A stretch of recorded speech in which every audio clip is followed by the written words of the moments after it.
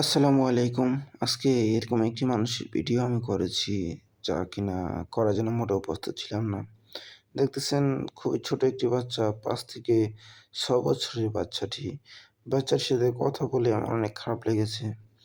বাচ্চাটিকে আমি জিজ্ঞাসা করছি, বাচ্চাটির নাম ঠিকানা জিজ্ঞাসা করেছি। বাচ্চাটা তার নাম ঠিকানা পর্যন্ত স্পষ্টভাবে বলতে পারে না। তো বাচ্চাটাকে জিজ্ঞাসা করলাম সে সাহায্য তুলতেছে কেন? দেখেন কি ছোট একটি বাটি নিয়ে ৳১, ৳২ জন্য কত মানুষের কাছে হাত পাততেছে।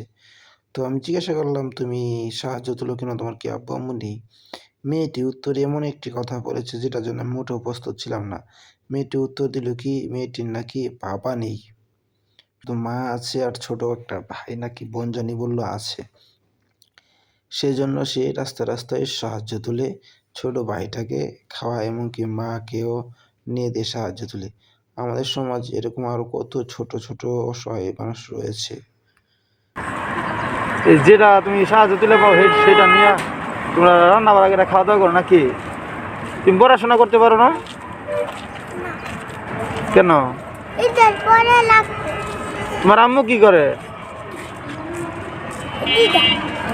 কি করে?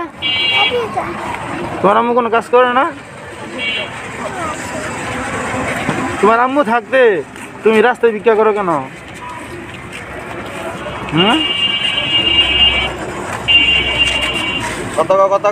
কথা বলো।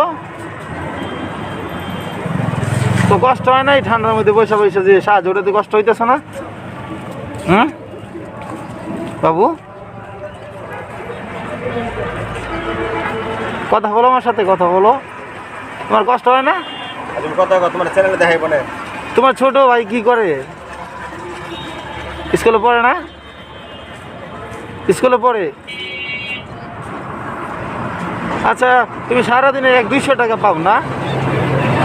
আমি তোমার এখন কিছু টাকা দিয়ে দিই, তুমি এটা নিয়ে বাসায় চলে যাও। হ্যাঁ, বাসায় যাবে? কথা বলো আমার সাথে। আমি তোমার তুমি সারাদিনে যদি ১-২০০ টাকা রুজি করো, আমি ১-২০০ টাকা তোমার দিয়ে দিই, তুমি বাসায় চলে যাও। যাইবা? ভয় পাইতেছো? আমাকে ভয় পাইতেছো? তুমি কি আমাকে ভয় পাইতেছো?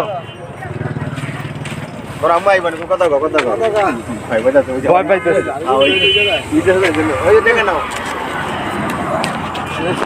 আমার সামর্থ্য যতটুকু ছিল ততটুকু দিয়ে আমি বাচ্চা মেয়েটিকে খুশি করার চেষ্টা করলাম।